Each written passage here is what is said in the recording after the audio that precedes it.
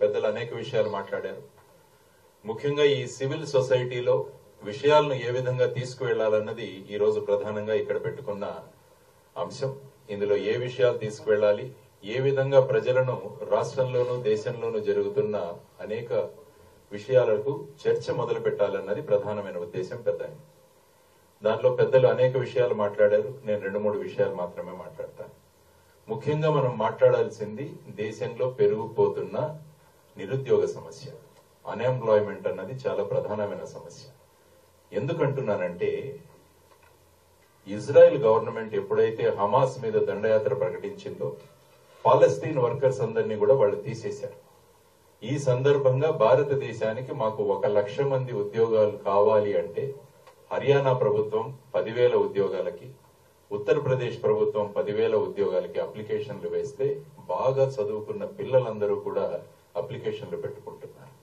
ఏంటిది అంటే ఈ దేశంలో ఉద్యోగాలు లేకపోవడం వల్ల బయట ఎక్కడ ఉద్యోగాలు వచ్చినా, ఎటువంటి ఉద్యోగాలు వచ్చినా కూడా వెళ్లడానికి మన ప్రజలు సిద్ధంగా ఉన్నారన్నది ప్రజలకు చెప్పాలి. ఎందుకంటే ప్రతి సంవత్సరానికి 2 కోట్ల ఉద్యోగాలు ఇస్తామన్న వాళ్ళు ఆ విషయం గురించి మాట్లాడట్లేదు. ఎక్కడెక్కడినా జాతి, ధర్మం, మతం, కులం వీటి గురించే మాట్లాడుతున్నారు కానీ నిరుద్యోగ సమస్య గురించి మాట్లాడుతున్నారు. కాబట్టి ఇటువంటి విషయాలు చెప్తే యువతరం ముఖ్యంగా దేశంలో ఏం జరుగుతుంది అన్న విషయాన్ని వాళ్ళు తెలుసుకోగలరు. ఆ తర్వాత భారతదేశంలో ప్రస్తుతం 42% అన్ఎంప్లాయ్మెంట్ ఉంది. అంటే 100 మంది బయటకు వస్తుంటే 42 మందికి ఉద్యోగాలు లేవు. ఆ తర్వాత ఇంకొక న్యూస్, మొన్నటికి మొన్న రష్యా యుక్రెయిన్ యుద్ధం జరుగుతున్న దాంట్లో 2 భారతీయులు చనిపోయారు. వీళ్ళిద్దరూ కూడా ఇక్కడ చదువుతున్న ఒక అబ్బాయి సూరత్ కు చెందిన అబ్బాయి, ఇంకొక అబ్బాయి తెలంగాణకు చెందిన అబ్బాయి. వీళ్ళిద్దరూ కూడా ఇక్కడ ఉద్యోగాలు లేకుండా అక్కడికి వెళ్లి ఉద్యోగాల కోసం వెళ్లి ఆర్మీలో జాయిన్ అవుతున్నారు. మరి ఏం జరుగుతోంది దేశంలో అన్నది వాళ్లకు తెలియజేయాల్సిన ఆవశ్యకత మన మీదంతా ఉంది. ఆ తర్వాత రైల్వే రిక్రూట్మెంట్ బోర్డు 2022వ సంవత్సరంలో 35,000 పోస్టులకు అప్లికేషన్లు వేస్తే 1,25,00,000 మంది అప్లికేషన్లు పెట్టారు. 35,000 పోస్టుకి 1,25,00,000 అప్లికేషన్లు అంటే దేశంలో ఏం జరుగుతుంది అంట. మరి స్టార్టప్ ఇండియా ఏమైంది, స్టాండప్ ఇండియా ఏమైంది, మేక్ ఇన్ ఇండియా ఏమైంది, వీటన్నిటి గురించి ప్రశ్నించాలి.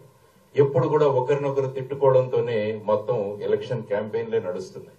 కాబట్టి ప్రజలను చైతన్యవంతులుగా చేయాలన్నది ప్రధానంగా వడ్డే శోభనాధీశ్వరరావు గారి మరియు విజయరావు గారి ఉద్దేశం. సో ఈ సందర్భంగా మనం అంతా కలిసి గనక ముందుకు వెళ్ళగలిగితే వెళ్ళగలం. 2వ ముఖ్యమైన విషయం ప్రజలకు చెప్పాల్సింది, ఈ రోజు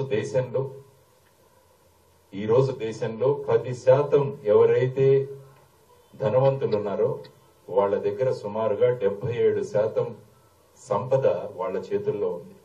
అట్టడుగున ఉన్న 50% మంది దగ్గర కేవలం 3% సంపద మాత్రమే ఉంది. ఏదైతే మనం ఈ సమసమాజాన్ని నిర్మించాలన్న భావనలతో మన రాజ్యాంగం ఉన్నప్పుడు, ఈ విధమైన అసమానతలు ఉన్నప్పుడు దేశం ఎలా ముందుకు వెళుతుంది, దీని గురించి ఆలోచించమని మనం మన యువతరానికి, ప్రజలకు కాబట్టి ఒక డిస్కషన్ పాయింట్, ఒక చర్చకు తీసుకురావాలి. అప్పుడు ఎవరు ఏం చేశారో అన్న విషయం ప్రజలకు గనక వెళ్ళగలిగితే అప్పుడు వాళ్ళు నిర్ణయించుకుంటారు వచ్చే ఎలక్షన్ లో ఎవరికి ఓటు వేయాలి అని. కాబట్టి ఈ విధమైన విషయాలు ఏవైతే మనం తీసుకురావాలో వాటి గురించి మనం చర్చించాలని చెప్పేసి ప్రధానంగా వాళ్ళు తెలియజేయడం జరిగింది. ఆ తర్వాత ప్రజలను వాళ్ళు ఏ విధంగా మోసగిస్తున్నారు, ఏ విధంగా వాళ్లను డైవర్షన్ చేస్తున్నారు అన్నది కూడా ఇంకొక మనం మాట్లాడాల్సిన విషయం. ఇన్ఫ్లేషన్, ద్రవ్యోల్బణం ఏ విధంగా ఉంది దేశంలో అన్నది కూడా ప్రజలకు తెలియజేయాలి.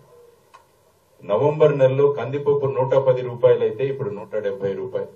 వీటి గురించి ఎవరు మాట్లాడట్లేదు. బెల్లం 42 రూపాయలు అయితే ఇప్పుడు 50 రూపాయలు. అల్లం 90 రూపాయలు అయితే ఇప్పుడు 120 రూపాయలు. వీటి గురించి ఎక్కడా కూడా డిస్కషన్ జరగదు.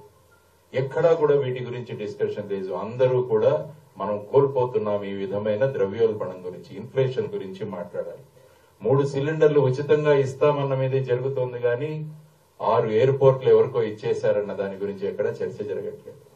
కాబట్టి ఈ విధంగా ప్రజలను పక్కదారిన పట్టించే ప్రయత్నాలు జరుగుతున్నప్పుడు ఒక సివిక్ సొసైటీగా, ఒక సివిల్ సొసైటీగా మనం అందరం కలిసి కనుక ముందుకు వెళ్ళగలిగితే అప్పుడు ప్రజలు మేల్కొంటారు. ప్రస్తుతం మంచి రాజు ఎవరు అంటే ప్రజలు ఆనందంగా నిద్ర పెట్టేవాడు మంచి రాజు. కానీ ఇప్పటి రాజులు ప్రజలను మత్తులో ఉంచుతున్నారు, నిద్రపుచ్చట్ల.